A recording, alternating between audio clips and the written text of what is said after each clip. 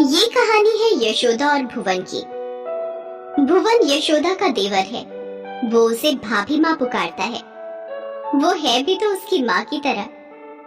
यशोदा की शादी अतुल से हुई थी। जब वो शादी करके इस घर में आई तो भुवन उस समय सिर्फ 7 साल का था। यशोदा, तुम जानती हो कि मेरे माता पिता नहीं है। मेरे छोटे भाई भुवन की पूरी जिम्मेदारी मेरी है। मैं उम्मीद करता हूँ कि आज से हम दोनों मिलकर इस जिम्मेदारी को निभाएंगे। आपको कभी कोई शिकायत का मौका नहीं दूंगी। भुवन का देवर की तरह नहीं, अपने बच्चे की तरह ध्यान रखूंगी। यशोदा ने जो कहा वो किया। भुवन के लिए उसका प्रेम एक माँ की तरह ही था। यशोदा भुवन को खाना खिला रही है। अरे बस बस बस भाभी माँ, ये देखो मेरा पेट पूरा भर गया है। इसमें थोड़ी सी भी जगह नहीं बची है। सच? ठीक है, फिर वो जो गाजर का हलवा मैंने बनाया है वो मैं खा लेती हूँ। गाजर का हलवा? कहाँ है गाजर का हलवा? जल्दी से लाओ ना। अरे, तुमने तो कहा कि पेट में जगह नहीं है, अब हलवा किस पेट में खाओगे? वो दोनों बात कर ही रहे थे कि गांव के जुम्मन चाचा दौड़ते हुए उसके घर आए। यशोदा, बेटी यशोदा, जल्दी खेत पर चलो। क्या हुआ जुम्मन चाचा? अनर्थ हो गया बेटी, अनर्थ। अतुल को किसी जहरीले सांप ने काट लिया है। उसकी हालत ठीक नहीं है। यशोदा और भुवन जब तक अतुल के पास पहुँचे उसका शरीर तो वही था, लेकिन उसकी आत्मा एक लंबे सफर पर निकल गई थी। यशोदा का रो रो कर बुरा हाल था। अपने बड़े भाई की लाश देखकर भुवन की आंखों से भी आंसू रुकने का नाम नहीं ले रहे थे। रोते रोते वो बेहोश हो गया।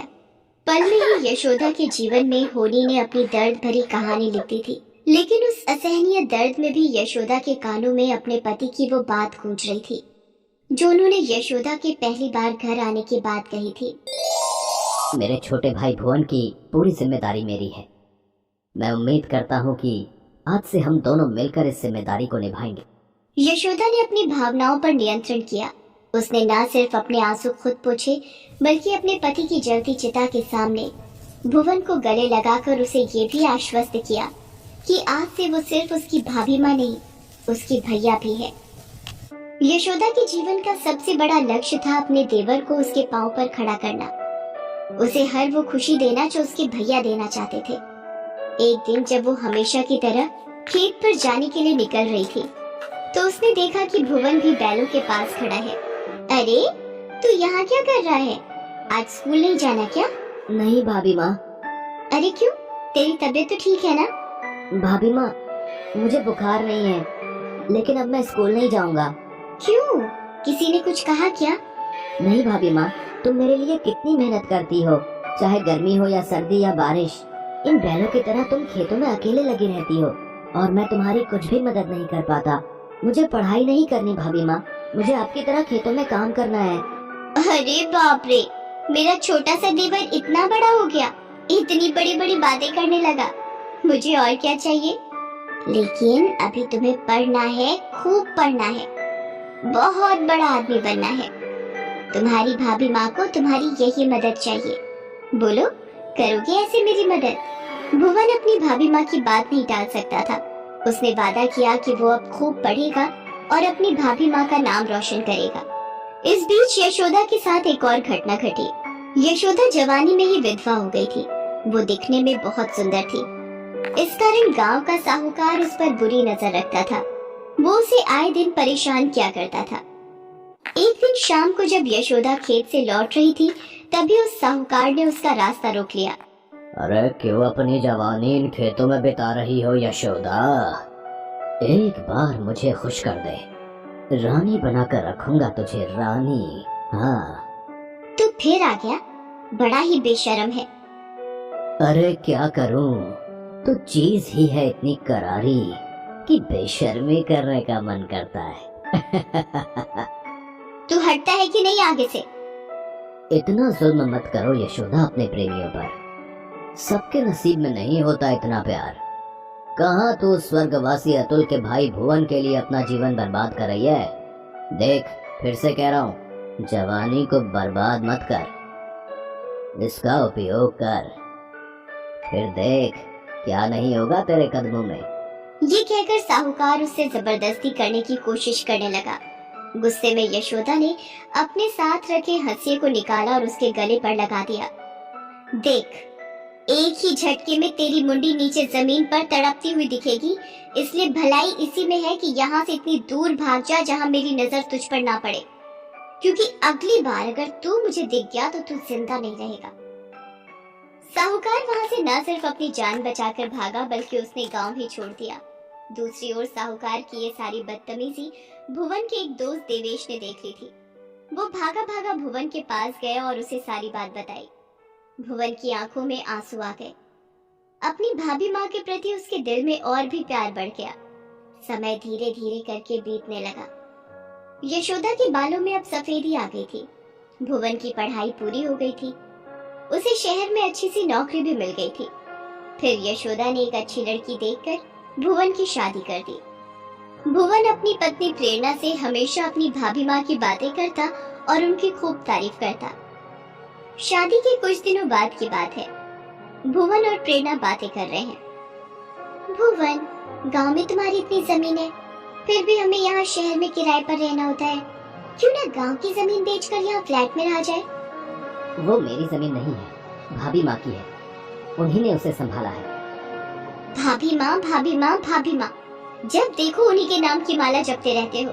अरे वो तुम्हारे पुरखों की जमीन है जिस पर तुम्हारी भाभी माँ कुंडली मार कर बैठी है। ये नहीं दिखता तुम्हें? ये तुम क्या कह रही हो? यकीन नहीं हो रहा है ना? ठीक है, तुम अपना हिस्सा भाभी माँ से मांग कर देखो। तुम्हारी भाभी माँ की असलियत तुरंत तुम्हारे सामने आ जाएगी। छुट्टियों में भुवन अपनी पत्नी प्रेरणा के साथ गांव आया और उसने अपनी भाभी माँ से इस बारे में बात की। अरे, सब तो तेरा ही है, इसमें हिस्से की क्या बात? वो क्या वो लगा रखा है? खुल के क्यों नहीं बोलते? देखिए भाभी, मुझे घुमा फिरा कर बात करने की आदत नहीं है। आप जो कह रही हैं कि सब तेरा है, इसमें हिस्से की क्या बात? इसी से पता चल रहा है कि आपके मन में चोर है। अगर सब इनका है तो सब लिख दीजिए ना इनके नाम पर। वो तो करेंगी नहीं आप, क्योंकि सारी जमीन पर तो आपकी नजर है। तुझे भी ऐसा ही लगता है क्या भुवन?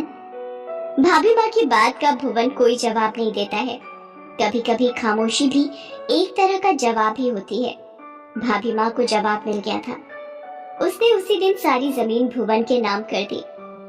उस रात वो उस घर को छोड़कर जाने का सोच ही रही थी कि उसे भुवन के चीखने की आवाज सुनाई दी। वो भागी भागी भुवन के कमरे में गई तो देखा कि एक मजबूत सी कदकाठी का आदमी उसका गला दबा रहा है। यशोदा ने जब ये देखा तो वो गुस्से में भर गई। वो अपने कमरे से तुरंत गंडासा लेकर आई और उससे उस आदमी पर वार किया। उस आदमी ने अपने बचाव में यशोदा को धक्का दिया और उसी गंडासे को उसके पेट में घोंप दिया। खून की धार बह निकली। इस बीच उस आदमी के चेहरे पर यशोदा की नजर गई। ये वही साहूकार था जो बहुत सालों बाद फिर से गांव लौटा था। हालांकि अब उसकी शक्ल काफी बदल गई थी, लेकिन यशोदा ने उसे पहचान लिया। तो कुछ भी कर ले यशोदा, आज मैं इसे नहीं छोड़ूंगा। तूने इसके चक्कर में मेरा प्रेम प्रस्ताव ठुकराया था। मेरा पूरा जीवन भटकते भटकते बीता, लेकिन आज सारा बदला मैं निकाल दूंगा। ये सारा शोर सुनकर प्रेरणा भी वहां आ गई थी। वहां का दृश्य देखकर उसे लकवा सा मार गया था। जब तक भुवन की भाभी माँ जिंदा है, भुवन का कोई बाल भी बांका नहीं कर सकता। वो बेटा है, मेरा बेटा, और एक बेटे के लिए माँ किसी भी हद तक जा सकती है। मैंने तुझे पहले भी कहा था ना कि मेरे सामने फिर कभी मत आना, नहीं तो जिंदा नहीं बचेगा तू। लेकिन फिर भी तू आ गया। ये कहकर यशोदा ने साहूकार के हाथों से गंडासा छीनकर उस पर जोरदार हमला कर दिया। तुरंत ही उसकी मौत हो गई। यशोदा के पेट से बहुत खून निकल रहा था। उसकी आंखें बंद हो रही थी। उसने प्रेरणा और भुवन को अपने पास बुलाया और बोला कि उसने सारी की सारी जमीन भुवन के नाम कर दी है। भुवन और प्रेरणा की आंखों में पश्चाताप के आंसू थे और यशोदा की आंखों में खुशी के आंसू। आज उसने अपने पति से किया वादा पूरा कर दिया था। वो अपनी सारी जिम्मेदारी निभाकर अपने पति के पास वापस लौट